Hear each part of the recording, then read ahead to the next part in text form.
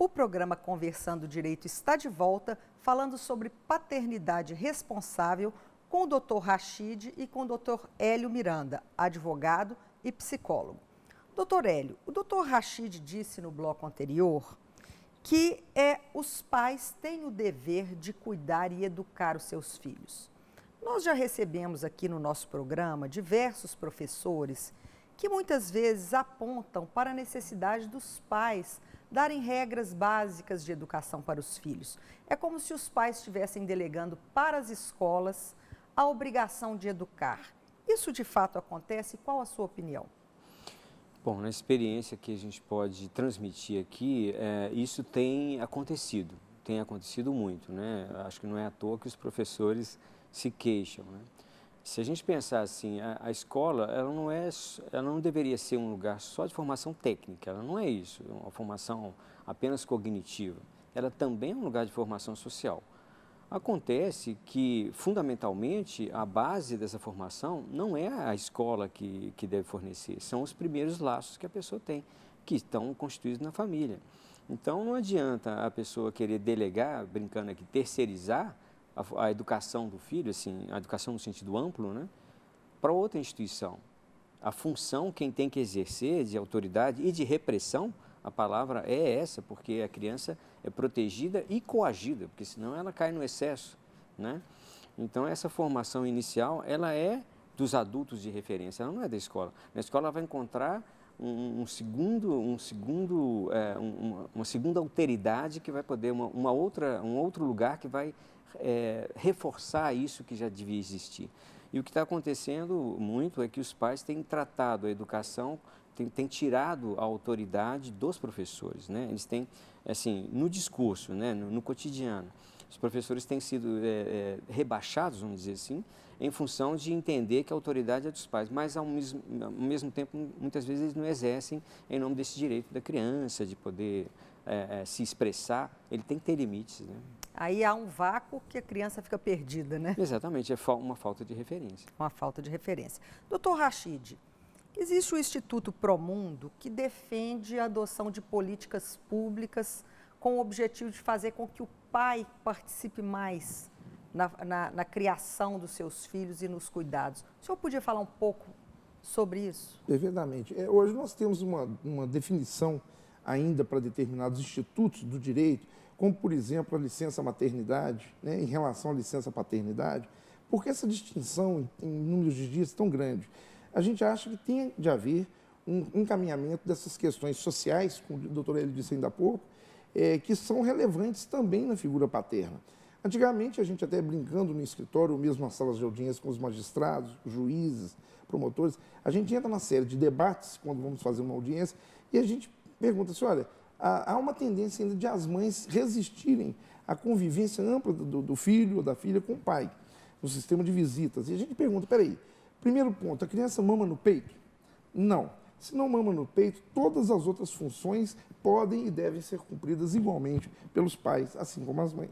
Ou seja, acordar de madrugada, dar remédio para filho, correr para o hospital, fazer o para casa juntos, trocar fraldas, dar banho, tudo isso são funções inerentes, tanto a homens quanto as mulheres, sem nenhum problema, sem nenhuma ressalva. Se os deveres são iguais para ambos, também os direitos. Então, essa participação maior do pai no pós-nascimento, logo após o parto, a mulher tem garantida a licença maternidade.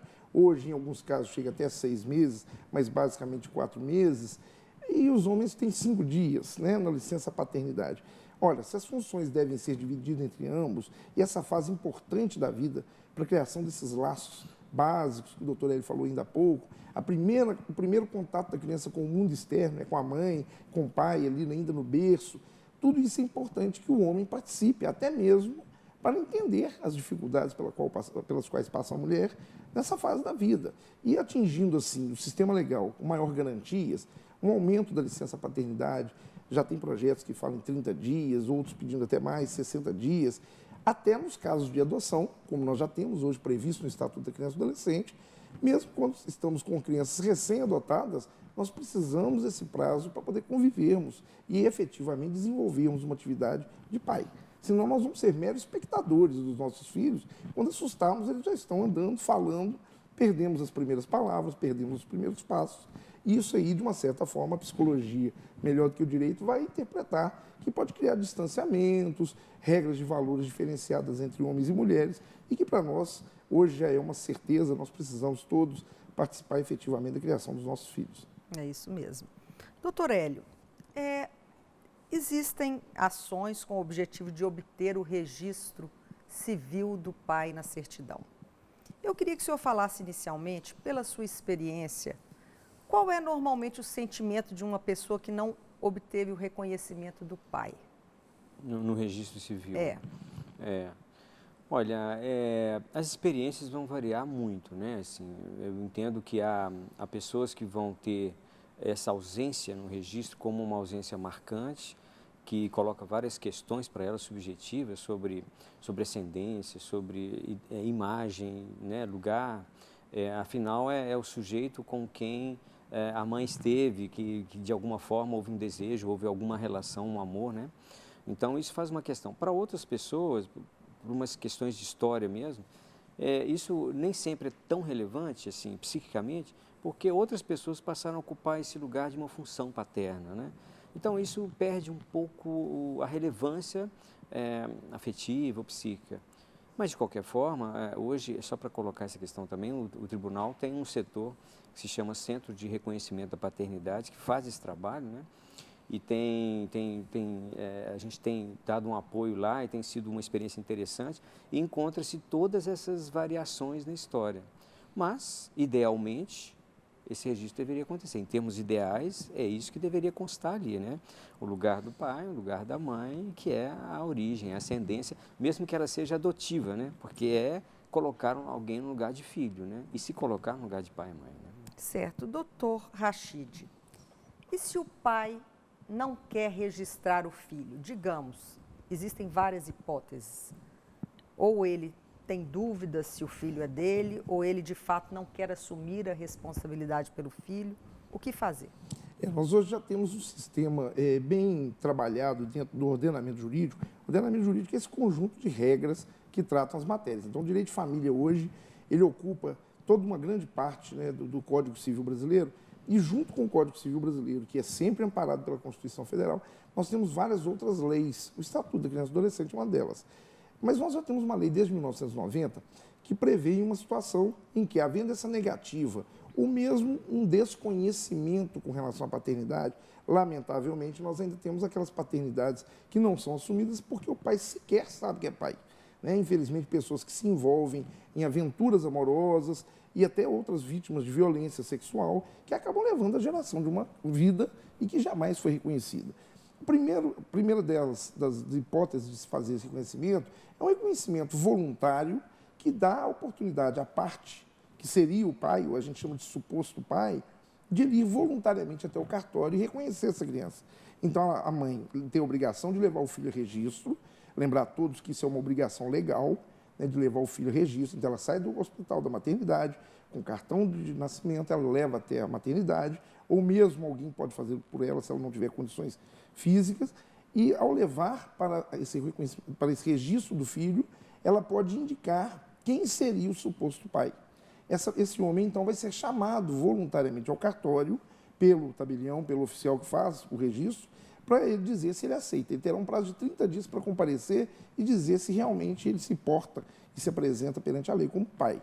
Se houver resistência da parte dele, ou se ele não comparecer, o promotor de justiça, que é uma figura jurídica dentro da lei, que ele funciona ora como fiscal da lei e ora como substituto daqueles que não têm representantes, esse promotor de justiça vai funcionar como representante dessa criança, ele vai então entrar com uma ação de reconhecimento de paternidade, que é uma ação que a mãe também poderá entrar, onde, levado ao judiciário, esse pai seria então citado, chamado para um processo, onde se averiguará a possibilidade de ser ou não pai, contando hoje com um exame que é feito aí, que todos já sabem, né? O exame chamado de DNA, que é através de comparação de material genético, que não dá absoluta certeza, mas dá uma proximidade muito grande de ser ou não aquele homem pai daquela criança. Se ficar constatado, essa figura do pai aparecerá no registro. O que não quer dizer também, infelizmente, que esse homem que torna-se um pai jurídico, um pai registral, assuma a paternidade do lado afetivo, do lado social e psicológico. Doutor Hélio, a gravidez precoce de adolescentes, ela contribui para esse estado em que o pai tem dificuldades de fazer o registro, se opõe? O senhor vê uma correlação nisso? Eu acho que sim, pela experiência que eu estou podendo extrair lá desse centro de reconhecimento da paternidade. Aliás, eu queria fazer um parênteses rápido para completar o que o Dr. Rachid falou. A mãe não indicando esse suposto pai, o cartório tem que informar ao tribunal, né? E aí esse setor convoca essa mãe para que ela possa, para tentar trabalhar isso e para que ela possa tentar indicar. É um trabalho feito especificamente lá. Muito interessante. Sim. Também pode ser uma busca espontânea quando ela resolve isso também no setor. Mas a gravidez do adolescente, ou a gravidez muito precoce, ela normalmente, do ponto de vista cotidiano, ela pega os sujeitos de surpresa, né? Era inesperado. Esse inesperado é meio relativo, porque a gente sabe que tem outras questões afetivas, inconscientes, mas muitas vezes E vai transformar a vida desses adolescentes, né? Ou desses jovens, muito jovens, convocando, às vezes, os pais deles a estarem presentes, a um rearranjo familiar.